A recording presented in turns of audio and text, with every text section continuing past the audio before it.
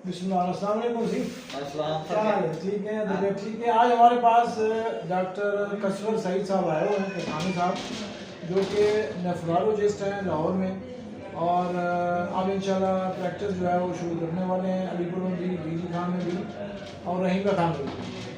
तो आज इनसे ज़रा पूछते हैं कि भी गुर्दे के रोज़ बरोज़ जो है मसाइल बढ़ते जा रहे हैं, लोग जो है गुर्दे फेल हो रहे हैं उनके, और गवर्नमेंट ने बड़ी अच्छी सहूलियात दी हुई हैं, तकरीबन हर तहसील में डायलिसिस सेंटर भी हैं, लेकिन उसके बावजूद भी जगह नहीं मिलती। तो आप ये बताएं कि गुर्दे फेल होने की बुनियादी वजह क्या है?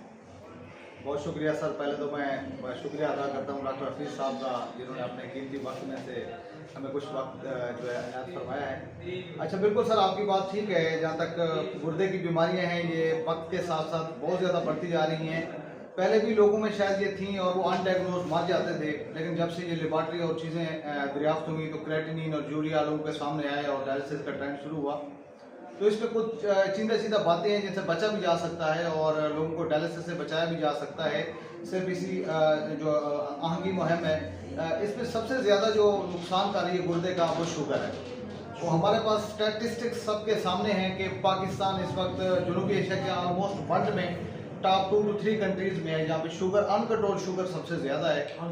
और दूसरी बात यह कि इस शुगर में टाइप 2 डायग्नोज 10 साल बाद होती है। बिल्कुल, आपकी टाइप 1 तो डायग्नोज हो जाती है, टाइप 2 डायग्नोज होते होते गुर्दों का किला कमा हो चुका होता है। और दूसरे नंबर पे सर जो है जो हमारा ब्लड प्रेशर है, ये लोग जो है जैसे कबूतर को देख के बिल्ली आंखें बंद कर देता है, कबूतर बिल्ली को देख के, इसी तरह लोग ब्लड प्रेशर जानते हुए कि ये खतरनाक बीमारी है, वो ब्लड प्रेशर का इलाज नहीं करते। और 4 to 5 ईयर के बाद आप किसी भी डायलिसिस सेंटर में मेरे साथ कभी तशरीफ लाएं तो मैं आपको दिखाऊंगा कि 10 में से 3 बंदे नौजवान 18 से 20 साल के डायलिसिस में हैं, वही हैं जिन्होंने ब्लड प्रेशर की दवाई बावजूद जानते हुए खाई नहीं थी कि यार चलता रहेगा।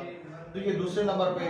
और तीसरे नंबर पे पाकिस्तान में अल्लाह भला करे हमारे अताइयों का और हकीमों का, गली गली में चप्पे चप्पे में बैठे हुए हैं और वो पूड़ियाँ बना के दे रहे हैं, ये जरकान की पूड़ी है, ये फलानी ये पथरी निकालने की। उसका नतीजा यही है कि गुर्दे जो है वो फेल हो जाते हैं। और इसके साथ साथ जो दर्द की दवाएं हैं, तो मेरे पास एक अम्मा जी आई, बहुवा हमारा इलाका है, आप जानते होंगे, तो उसको कमर में दर्द रहती थी, किसी ने सिनफ्लेक्स नेप्रोक्सन फार्मूले में उसको दी, तो वो पिछले 6 साल से लगी हुई थी, मुझे नींद ही नहीं आती, वो आप वो डायलिसिस पे है। तो ये दर्द की जो बेजा दवाएं हैं, ये एक बुनियादी वजह है मरीज को डायलिसिस पे ले जाने की। और फिर पथरी जो है, सोडियम ज्यादा डेंजरस है या जो है? बहुत अच्छा आपने सर सवाल आपने किया है। ये जो non steroidal active inflammatory drugs हैं, इनमें अगर मैं नाम लूँ तो पैरास्टामोल, उसके बाद diclofenac sodium, diclofenac potassium, naproxen, piroxicam, जितनी भी हैं, कीटोरोलाक है, इनमें सिर्फ और सिर्फ जो पैरास्टामोल है, इसके अलावा सब की सब बराबर है। अच्छा, तो ये सब की सब, तो इसमें से जिस साल्ट पे कोई डाइक्लो लगा रहा है, कोई कीटोरोलाक टोराडोल लगा रहा है, या कोई पैराक्सिकम, जिस तरह का भी साल्ट दे रहा है, तो अपने गुर्दे के ऊपर समझे कि दो धारी तलवारें फेर रहा है। सही। और आखिरी जो है वो पाकिस्तान में, मेरे ख्याल में इसको पहले बताना चाहिए था, वो ये है कि जो किडनी स्टोन्स है, जो पथरियाँ हैं, वो पानी के सही ना होने की वजह से और मल्टीपल रीजन, जेनेटिक रीजन की वजह से पथरियाँ बहुत कॉमन है। और पथरियों को भी इग्नोर किया जाता है, बताया जाता है कि यार आपके PUJ ऑब्स्ट्रक्शन हो चुकी है, आपके गुर्दे के जहाँ से रास्ता है पेशाब का वो बंद हो चुका है और गुर्दा 1.5 से 2 महीने में फारिग हो जाएगा। जब वो हमारे पास आते हैं तो पेपर थिन कार्टेक्स होता है, गुर्दे में बचा कुछ नहीं होता। अब अल्लाह ताला की दी हुई नेमत, मतलब उसको पैसों में तो तोला नहीं जा सकता, वो मिलियंस का अपना गुर्दा एक सुस्ती और लापरवाही की वजह से वो गुर्दा जो है उनका नकारा हो जाता है। तो सबसे ज्यादा वजूहत इसमें ये नस्ल दर नस्ल रन करते हैं। कुछ लोगों में यूरिक एसिड का ज़्यादा होना, और इसी तरह जो है वो कैल्शियम फास्फेट स्टोन है, वो कुछ लोगों का जो यूरिन है उसमें जो तेज़ाब की मात्रा होती है वो काफ़ी कम होती है। जब वो यूरिन बेसिक हो जाता है, अल्कलाइन हो जाता है, तो उस यूरिन में जो है वो कैल्शियम फास्फेट स्टोन बनते हैं। तो इसमें जो ज़्यादातर है जो कैल्शियम ऑक्सलेट स्टोन है, इसको डिफरेंशिएट करना हमारे लिए ज़रा मुश्किल हो जाता है।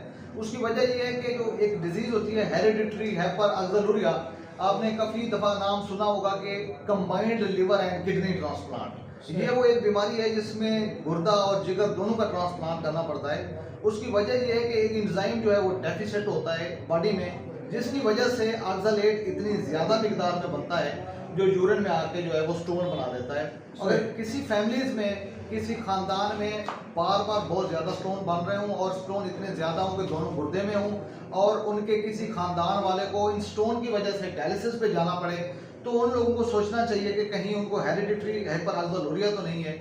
लेकिन अलमिया ये है कि ये एक बीमारी पाकिस्तान में भी मौजूद है और मेरे जानने वालों में काफ़ी पेशेंट में है, लेकिन इसका जो टेस्ट है वो बहुत ज़्यादा महंगा है, लाखों में होता है। और ये जो कराची में हमारा सेंटर है SIUT वगैरह, वहाँ पे होता है। तो बाकी जो स्टोन है इनमें जो कैल्शियम फॉस्फेट है, ज़ैंथीन है, यूरिक एसिड है, ये इजीली हम इनको प्रिवेंट भी कर सकते हैं। जब कभी स्टोन पास हो तो उसको अगर हाथ में आए पकड़ ले तो उसका एनालिसिस करवाएं और बाकी इसकी मेटाबॉलिक प्रोफाइल कराएं और जो पानी है इनको कोशिश करें कि साफ सुथरे। डाइट में आप आए कि भी हमें ऑर्गेनिक चीज़ों पे आप लोग टर्न हो रहे हैं, तो उसमें हमें क्या चीज़ें स्पेशल जो है वो लेनी चाहिए? बहुत अच्छा आपने सर सवाल किया। इसमें जो एंटीऑक्सीडेंट डाइट है हमारी वो हमेशा हेल्पफुल रही है, जिनमें नेचुरल हमारे सिट्रस फूड हैं, ग्रेप फ्रूट्स हैं, और इसके बदले में जो जंक फूड्स आ गई हैं, जो कोक हैं, इस तरह की जितनी भी डाइट्स हैं इन सब से बचें, क्योंकि ये सारी यूरिन की केमिस्ट्री को, ब्लड की pH को काफ़ी डिस्टर्ब करती हैं, जिसके नतीजे में जो फैमिली हाई रिस्क पे होती हैं वो स्टोन में मुब्तला हो जाती हैं। सही। अब सिट्रस फ्रूट लेने से क्या